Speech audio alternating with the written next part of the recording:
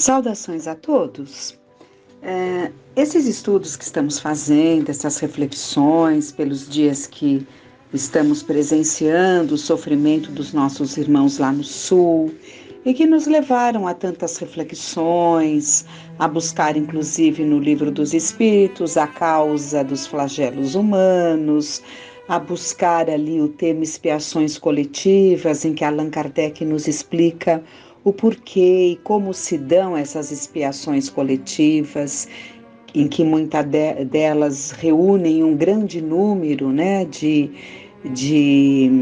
pessoas que precisam passar por aquele momento de resgate, de reajuste, de aprimoramento, buscando quitar-se, né, com a sua consciência em função de situações vividas, experimentadas. E tudo isso nos leva a pensar, e eu me lembrei de um livro que há muitos anos, mas é um livro muito bom. O Monge Executivo é um livro muito conhecido, ele foi muito ali falado há décadas atrás aí, né? E do James Hunter. E é um livro muito interessante, inclusive é um livro que às vezes a pessoa não é muito afeita à religiosidade, né? E esse autor, ele é iluminado porque ele vai levando o tema com tanta coerência e, na verdade, é um livro sobre liderança, né? Um grupo de executivos se reúnem ali nesse objetivo de desenvolver espírito de liderança profissional. Mas ele conduz de uma tal forma ali os apontamentos que ele traz, que ele monta nos diálogos, né, que encontramos neste livro, que eu acredito que alguns filhos mais rebeldes, que não querem se achegar a uma religiosidade, eles poderiam ver aqui esses valores, essas leis, inclusive a forma como ele coloca quando ele cita Jesus, né? O respeito, a valorização dessa presença aqui entre nós. Então, é um livro muito, muito interessante. E lembrando, então, de alguma parte, por quê?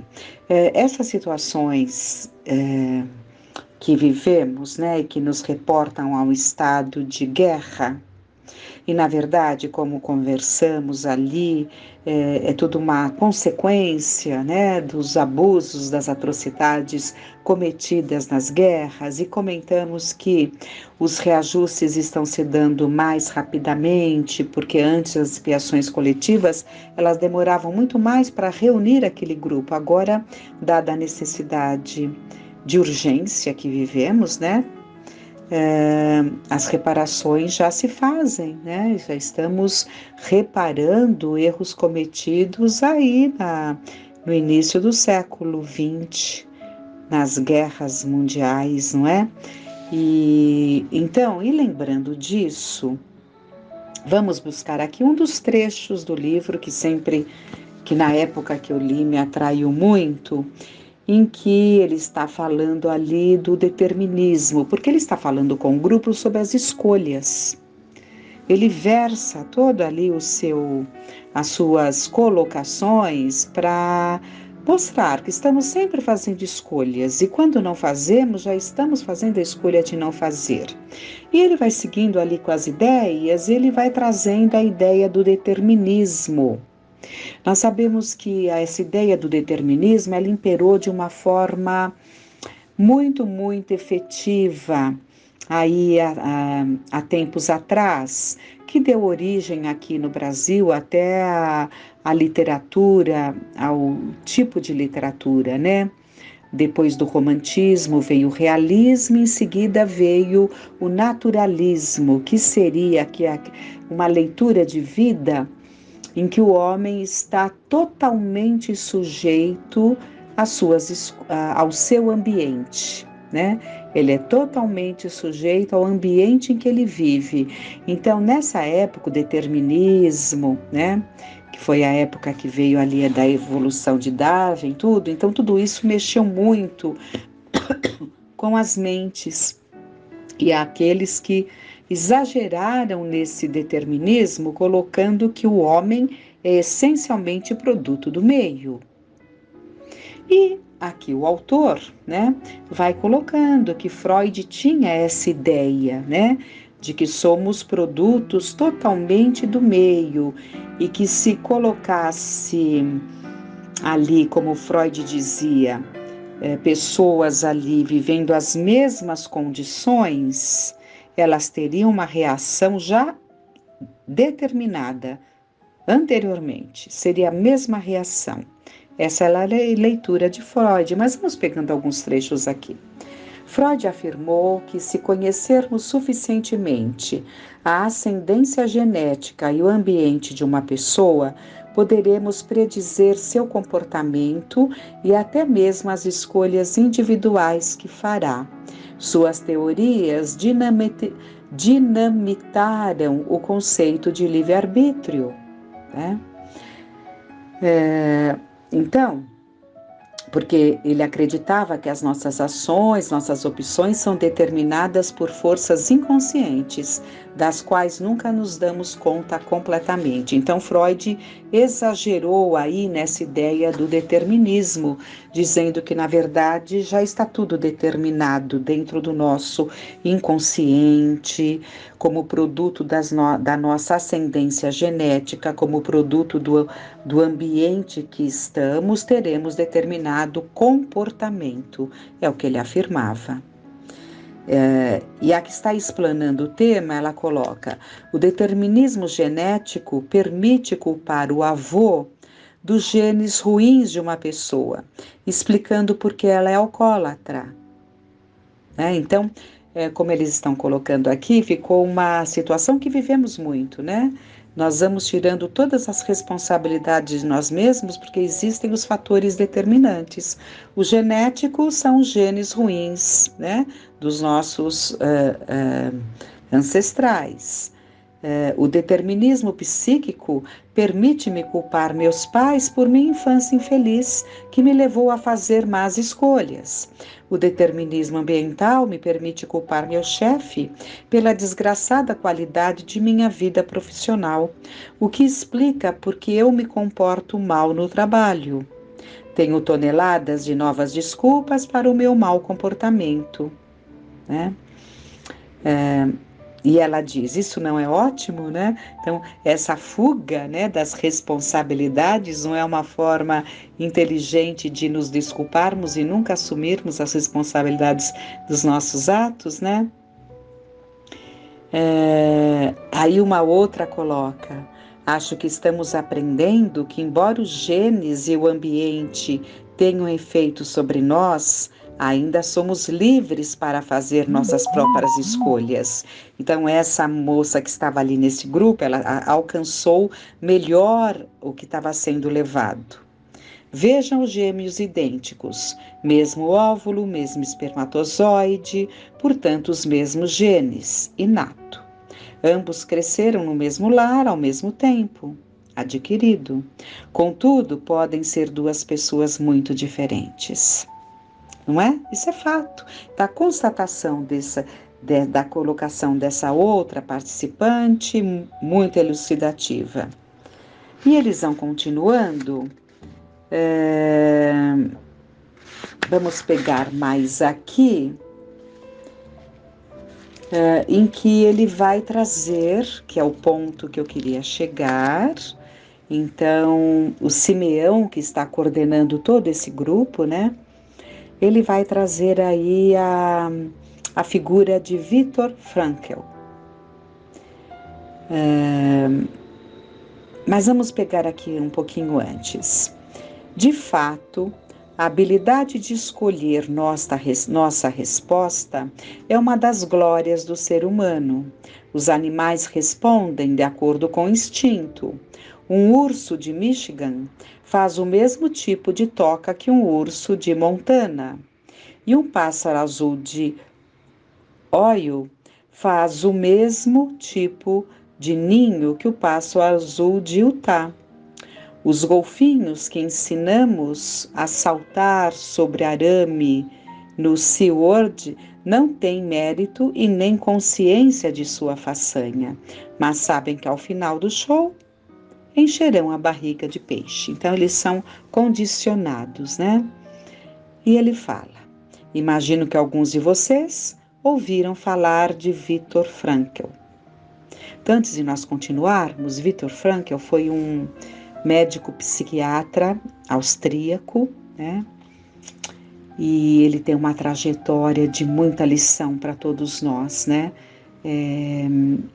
Assim, é muito atrativo, é muito atraente buscarmos conhecer um pouquinho, né, de Viktor Frankl, porque ele com certeza foi um espírito encarnado entre nós que veio nos trazer grandes aprendizados. Porque ele era de família judia. Na Primeira Guerra Mundial, a situação financeira, a Primeira Guerra Mundial foi devastadora, né? Na nossa mente ficou mais a Segunda, mas a Primeira foi devastadora. E a Segunda foi uma consequência da Primeira, né? Uma continuidade, digamos. E a família dele, né, que era bem abastada, com a Primeira Guerra Mundial, ficaram em condições ali de pobreza mesmo, né? Mas ele foi se recompondo, né? Os judeus se recompõem, eles são muito fortes.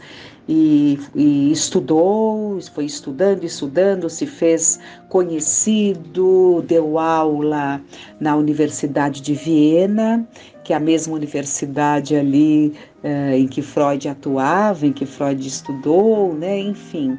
Então, eles chegaram inclusive a trocar cartas, mas ele vai trazer uma ideia que se contrapõe à ideia de Freud em relação a esse determinismo, porque ele ficou vários anos, né, de 42 a 45, ele ficou em Auschwitz, ele ficou em uns 4 campos de concentração. E isso mexeu muito com ele, e ele escreveu um importante livro em busca do significado. Ele escreveu lá, nos campos de concentração, arranjou papel e escreveu esse livro em busca do significado. Mas vamos primeiro ler aqui, senão o tempo se esvai. Imagino que algum de vocês ouviram falar de Viktor Frankl. Ele escreveu um livrinho famoso chamado Em Busca do Significado, que eu recomendaria a cada um de vocês. Frankl, um psiquiatra judeu, formou-se e mais tarde tornou-se professor na Universidade de Viena, a mesma escola que educou Sigmund Freud. Frankl tornou-se seguidor e proponente do determinismo, exatamente como seu mentor e ídolo, Freud. Então, ele tinha abraçado essa ideia, porque era a ideia da época, e todos abraçavam. Durante a guerra, Frankl ficou preso em um campo de concentração por vários anos. Perdeu quase toda a família e os bens pessoais nas mãos do regime nazista e suportou horríveis experiências médicas no próprio corpo. Nós sabemos de todos os abusos que eram cometidos, né? Então, falou aqui que a família dele também foi presa. De fato, foram presos também. O pai e a esposa, que foi obrigada a abortar o filhinho, que ela estava grávida, né? O pai e a esposa morreram por exaustão. A mãe do Viktor morreu nas câmaras de gás. Só uma irmã que conseguiu ficar refugiada lá numa cidadezinha que eu não me lembro. Então, ele sofreu muito e o livro, com certeza, não era para quem tem estômago fraco. Não é para quem tem estômago fraco, mas Frankl aprendeu bastante a respeito de pessoas e da natureza humana em meio ao sofrimento, e isso forçou a repensar sua posição sobre o determinismo. Deixe-me ler para vocês um trecho deste livro. Ele vai ler um trecho do livro Em Busca do Significado. Então está lá. Sigmund Freud uma vez afirmou, Frankl coloca, né? Deixe alguém tentar expor à fome diversas pessoas de maneira uniforme. Com o aumento da urgência imperativa da fome, todas as diferenças individuais obscurecerão, e em seu lugar aparecerá a expressão uniforme do único desejo não silencioso. Então, era a forma como Freud entendia. O homem submetido às mesmas condições, ele terá a mesma reação. Mas aí o Frankl continua: graças a Deus, Sigmund Freud foi poupado de viver a experiência dos campos de concentração. Seus textos deitam-se nos sofás de veludo da cultura vitoriana, não na sujeira de Auschwitz. Lá, as diferenças individuais não obscureceram, ao contrário, as pessoas tornaram-se mais diferentes, as pessoas se desmascararam, tanto os porcos quanto os santos. Nós não estamos vendo reações que nos emocionam? Pessoas corajosas, e abençoados sejam essas pessoas corajosas, que seguem o impulso do coração e não temem nem a morte. Abençoadas sejam outros que agem como porcos na dor, porque a dor é a mesma, estão todos ali. Estou me reportando agora ao nosso presente no Sul. A dor é a mesma, mas há aqueles que se aproveitam e deixam o lado horroroso vir à tona. É isso que ele está colocando. E as condições são as mesmas, né? Então, as diferenças não se igualam, como fala Freud, se obscurece e todos têm a mesma atitude. Não. Ele está dizendo, e concordamos, né? As diferenças individuais se sobrepõem. O homem é essencialmente, então, nós vimos, né? As pessoas se desmascarar, tanto os porcos quanto os santos. O homem é essencialmente autodeterminante. Ele se transforma no que fez de si mesmo. Nos campos de concentração, por exemplo, nesse laboratório vivo e nesse solo de testes, nós presenciamos e testemunhamos alguns de nossos companheiros comportarem-se como porcos, enquanto outros comportavam-se como santos. O homem tem ambas as potencialidades dentro de si mesmo. A que se efetiva depende das decisões, não das condições. Isso é divino, essa colocação que Viktor Frankl nos traz muito preparado, né? Não poderia ser diferente. Tão preparado que ele tinha visto para viver na época da guerra, para viver nos Estados Unidos, um médico muito conhecido, um psiquiatra altamente reconhecido, com muitos e muitos livros. No entanto, ele preferiu ficar junto dos seus irmãos. É isso. E ali nasce, né? Dessa experiência nasce o verdadeiro Viktor Frankl. Nossa geração é realista porque passamos a conhecer o homem como realmente é. Além do mais, o homem é esse ser que inventou as câmaras de gás de Auschwitz. Entretanto, ele também é aquele ser que entrou nessas câmaras de gás, de pé, com a oração do Senhor ou a Shema Israel nos lábios.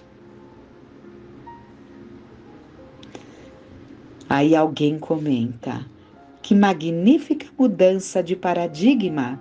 Imagine um genuíno determinista dizendo: o homem é essencialmente autodeterminante.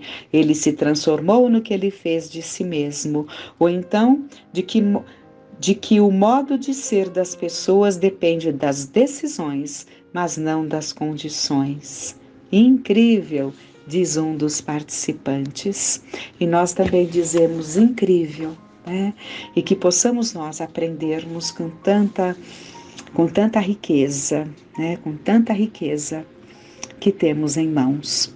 Quantos espíritos preparados entre nós fora do campo religioso, embora ele trouxesse uma religiosidade dentro dele imensa.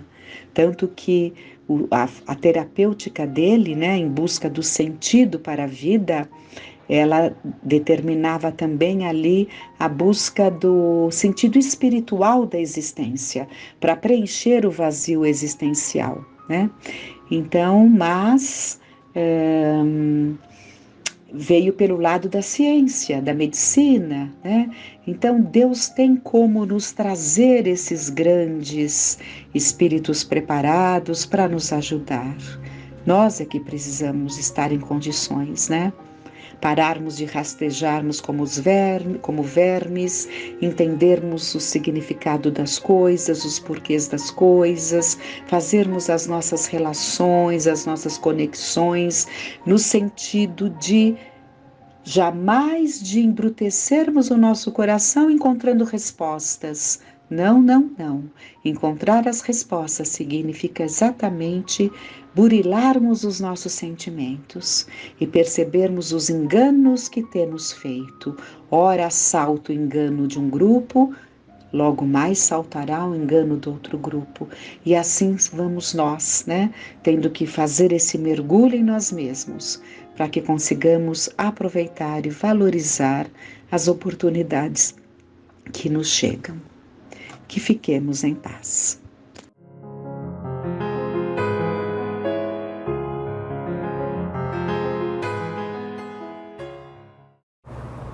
Olá! Em mais uma palestra virtual, vamos dar continuidade às reflexões sobre os textos que estão no livro Primícias do Reino, pelo Espírito Amélia Rodrigues, através da psicografia do médium Divaldo Franco. Eu escolhi para hoje o capítulo de número 7 do livro, intitulado O Paralítico de Carfanaum. O Paralítico de Carfanaum, capítulo número 7, então.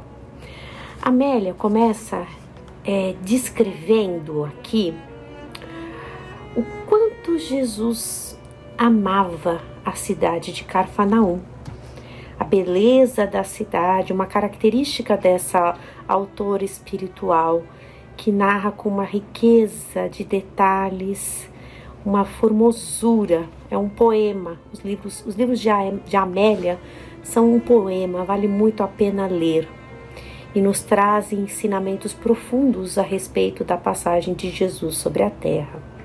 Nas reflexões de hoje, vamos nos atentar ao ponto de vista, porque nem sempre estamos numa cena e temos a mesma leitura de outras pessoas.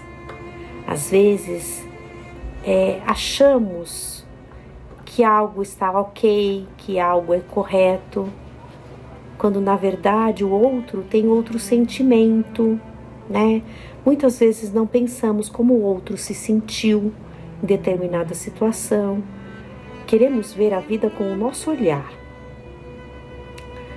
Além disso, para nossa reflexão, eu convido que examinemos o bem-querer, o que é querer de verdade, a diferença entre desejar e a diferença entre o querer. Aqui é o início da caminhada de Jesus. Tudo se passa em Carfanaum. Suas praias e suas águas piscosas eram disputadas pelos pescadores. As redes demoravam-se abertas ao sol, sombreando as pedras lapidadas pelo atrito das vagas. E, nas areias, figueiras velhas e tamareiras abriam os braços e leques balouçantes. Carfanaum era um poema de ternura com o seu casario baixo, esparramado entre árvores frondosas, marchetadas por trepadeiras de miúdas flores coloridas. Ele amava aquela cidade e a escolhera para o início do seu ministério de amor. Maio desatava os raios ardentes do sol e o arvoredo parecia de pedra, sem os meneios ondulatórios que os ventos lhe impõem. Desde a véspera, A notícia correra de boca em boca, atraindo curiosos e sofredores das cercanias. Então Jesus estava ali na casinha de Simão Pedro. Ele havia curado um leproso e lhe pedido o silêncio. E também havia rogado à sogra de Simão nada dizer o que lhe acontecera. Mas era impossível conter. Era impossível. E havia muitos necessitados, muitos necessitados, que ao ouvir, que ao saberem da presença do Mestre, correram ali para junto dele. Amélia nos traz outras informações importantes, as quais eu destaco. Chegara o momento de o pastor levantar-se para conduzir o rebanho imenso, vencer rudes tratos de terra, ásperos caminhos e transpor abismos. Era o prelúdio da mensagem e o início de suas dores. Importante essa informação, né? Com tanto amor, Jesus se preparou. Jesus esteve entre nós para nos ajudar. Ali era o começo de tudo. Quantos haveriam de ser curados? Quantos haveriam de estar junto dele? Mas pouquíssimos iriam aproveitar. Quando eu digo poucos, é porque entre eles, com certeza, estavam aqueles que estavam ali para verificar, para pegá-lo ali em queda, em disputas, em situações difíceis, tão comum do ser humano. Estiveram sim junto de Jesus, mas não souberam aproveitar. Tantos tramaram até que conseguiram, mas não eliminaram. Acharam que matando o corpo, mataria. Mas Jesus permanece entre nós, felizmente. E ele passou por suas dores como ela nos trouxe. Aqui nessa afirmativa, era o prelúdio da mensagem e o início das suas dores. Ela começa então a descrever para a gente o ambiente, a psicoesfera dentro da sala de Simão Pedro. Imaginemos uma casinha muito simples e uma multidão. As queixas e dores da multidão encheram o ar de miasmas afligentes. Miasmas quer dizer impureza no ar, que pode produzir doenças e pestes. Imaginemos a psicoesfera da Terra, né? Então, um ambiente onde as pessoas estão murmurando, lamentando, querendo de toda forma obter um favor que seria a cura. Além disso, haviam ali os que estavam para espreitar, que queriam pegar Jesus no erro. Então, era um ambiente muito difícil. Embora o número dos sarados, estes anunciavam em alegria a saúde recuperada e novos magotes chegavam em desalinho a mercadejar as misérias em que se refugiavam. Então, à medida que Jesus curava, outros tantos chegavam, né? Aquela famosa expressão de enxugar gelo, tamanha o número de pessoas. A face do rabi serena estava sulcada e o ar pesado na sala, sem ventilação abafada. O tumulto não cessava e os apelos e imprecações redobravam em todas as bocas. Mas, vejam como eu destaquei o ponto de vista. Hoje nós vamos ver o ponto de vista de 3 personagens: Jesus, o paralítico e Pedro.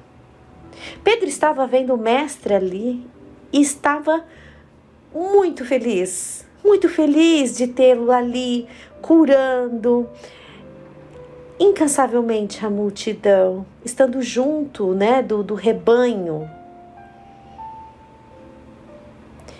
E ele diz, né, que as mãos do mestre, as pessoas eram curadas através das mãos, da vibração de Jesus, da voz de Jesus, ou da luz dos seus olhos. Então era uma cena ali maravilhosa de se ver, da cura, dos milagres que ele era capaz de fazer, né? Dos tidos milagres.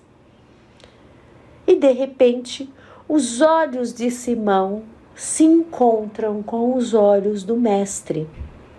E aí ele teve por um momento a impressão de que Jesus estava pedindo auxílio, porque a face parecia transparente e o cansaço estampava no rosto suarento e sofrido. Aí Pedro percebeu, teve a sensibilidade de perceber o quanto aquela multidão estava insaciável e que a dor não tinha limite, que era necessário retirar Jesus dali. E aí ele rompe a massa e diz: o mestre está fatigado, e tira ele e o conduz à praia. A partir desse momento, a Amélia vai nos trazer ali o olhar de Pedro, né? Porque Jesus se prostra ali em profunda meditação. E Pedro olha aquele homem lindo, o cabelo de cor âmbar. Âmbar é uma cor laranja amarelada, encaracolado, e eles voaçando no vento. Aqueles olhos misteriosos, profundos. Como era lindo, como era belo o Rabi. Né? Sabe aquela beleza jamais vista antes na terra? Algo nele o fazia diferente de todos os homens. Era magro, porém forte, né? Falava pouco e dizia muito, em palavras que todos pronunciavam, mas que ninguém pronunciava como ele. Então, aí Simão acaba se perdendo na meditação também, passa-se ali um belo tempo. E eis que, de repente, Simão o vê frágil. E só então ele percebe que Jesus estava chorando. Então ele se dá conta, né? Os olhos grandes e claros do Rabi estavam imersos em lágrimas. Com o coração desatrelado, em desassossego íntimo que dele se apossou, inquiriu, ansioso: Rabi, estás chorando? De felicidade, suponho, em se considerando os eventos felizes desse dia. Não é verdade? Então, para Pedro, aquelas lágrimas de Jesus eram de alegria, eram de felicidade por tantas pessoas que haviam sido curadas. A interrogação continuou no ar, na noite murmurante. A velha árvore sacudia os ramos e a voz do lago fazia um cantochão especial com ondas arquejantes nas praias imensas. Choro, Simão, respondeu pausadamente. Choro, sim, de tristeza, compadecido. Mas, mestre, não compreendo. Hoje te expuseste aos fariseus astutos e solertes, aos escribas ambiciosos e falsos, que vieram espreitar a malta dos traidores e à vista de todos. Perdoaste os pecados e curaste, silenciando-os com sabedoria e elevação. E choras? Sim, pois que não me compreendeis, tu e eles. Certamente que não espero ser entendido. Tenho, no entanto, piedade deles, os dessacisados, e os lamento. Que quer dizer que são as pessoas que não têm juízo, são desvaradas, loucas. E agora entra na narrativa dela. Então, Jesus estava profundamente triste, compadecido de nós, compadecido de nossa extrema ignorância, né? E agora nós vamos entender. Ela passa a relatar o motivo.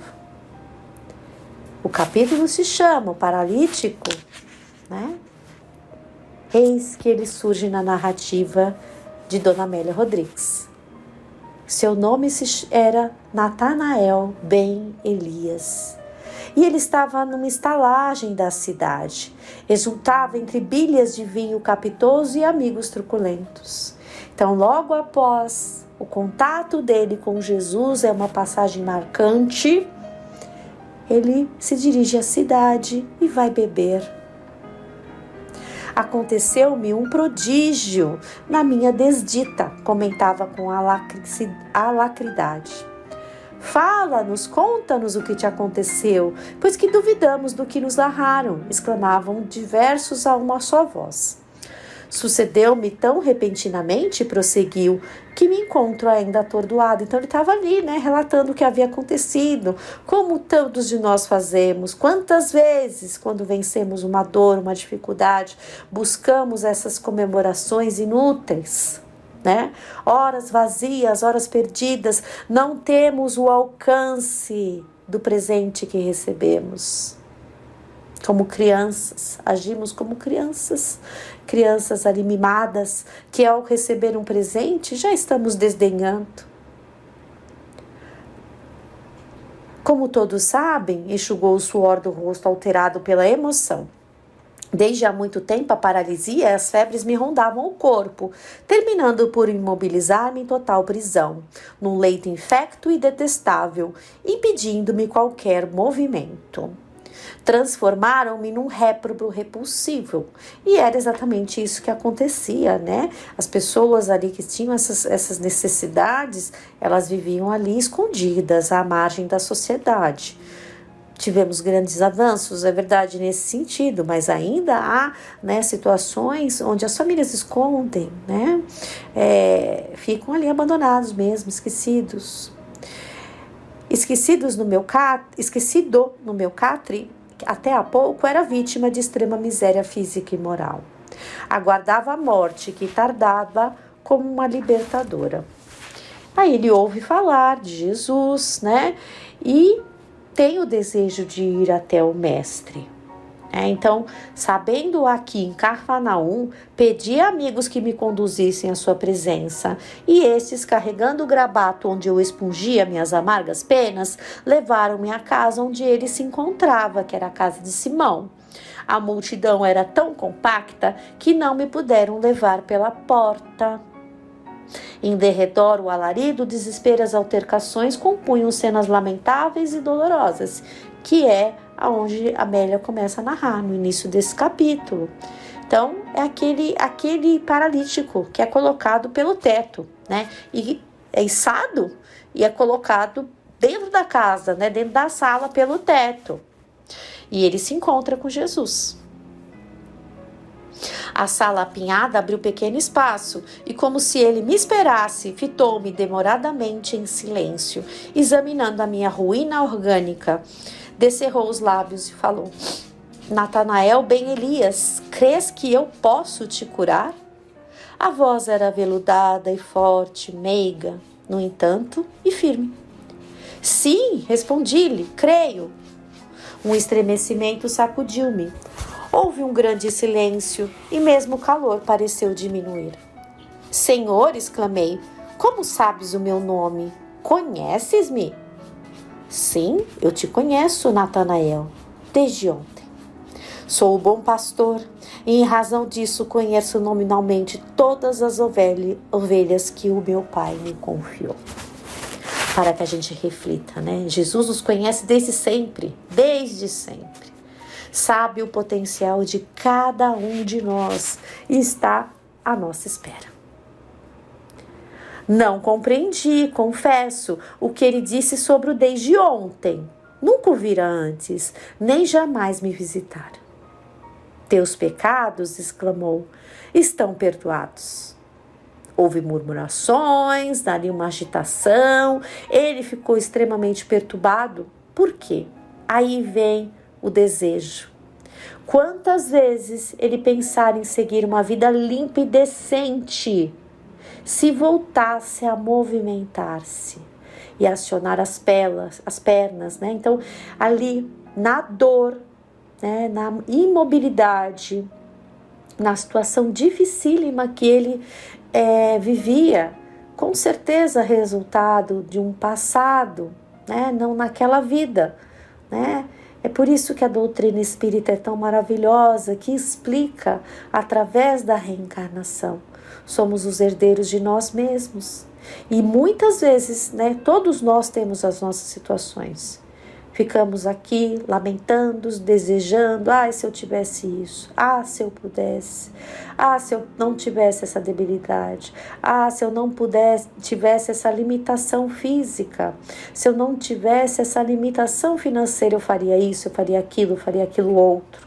Então ele desejava no coração a cura, né, para ter uma vida decente, uma vida limpa. E onde ele estava? Logo após ter essas pernas de volta, né? No entanto, àquela hora eu indagava, seria ele capaz de perdoar pecados? Não estaria blasfemando? O suor corria-me em bagas pelo corpo sujo e macilento. Como se ele ouvisse os pensamentos mais secretos, sem recear, desafiou. Que é mais fácil? Dizer ao paralítico, perdoados são os teus pecados, ou dizer, levanta-te e anda? Vejam o que Jesus pergunta a ele. Jesus certamente era capaz de fazer as duas coisas, né? Não infringindo nenhuma lei. Perdoar os pecados dele e fazer com que ele levantasse e andasse. E voltando para mim, distendeu os braços e alongou as mãos, falando-me imperioso. Levanta-te e toma a cama, vai para a tua casa. Oscilei como uma cana ao vento, desejei falar algo e não pude. Ergui a cama, explodi num grito de ventura, salve, Rabi, e voltei dando hosanas ante a admiração de quantos me conhecendo. E onde ele estava? Então logo obteve a cura, aquele desejo dele de se tornar alguém decente, né, digno, daquele que recebe uma segunda oportunidade, fora tudo por terra.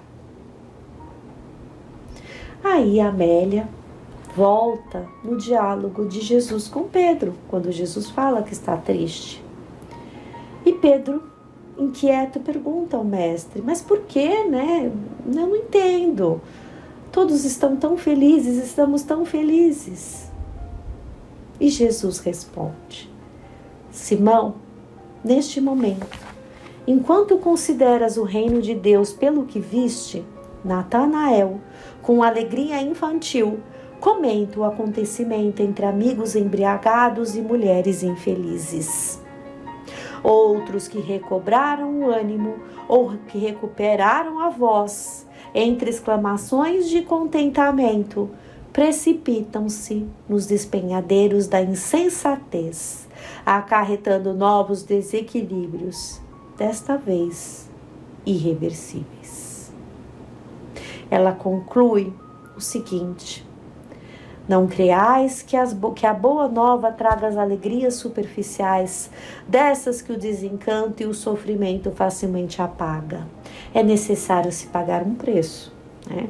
Ter uma firmeza, uma busca muito intensa, né? Uma firmeza do propósito, né? O filho do homem, por isso mesmo, não é um remendão irresponsável, que sobre tecidos velhos e gastos costura pedaços novos, danificando mais a parte rasgada com um dilaceramento maior. Seria um desastre depositar em vasilhas imundas e velhas o vinho novo e capitoso, que fermentaria com precipitação. A mensagem do reino, mais do que uma promessa para o futuro, é uma realidade para o presente. Penetra o íntimo e dignifica, desvelando os painéis da vida em deslumbrantes cores. Então, ao contato com o Mestre, ao contato com o seu Evangelho, que seja de forma profunda, não superficial, que não seja um remendo nas nossas vidas, algo temporário, que de fato o todo seja modificado e colorido, iluminado por Jesus.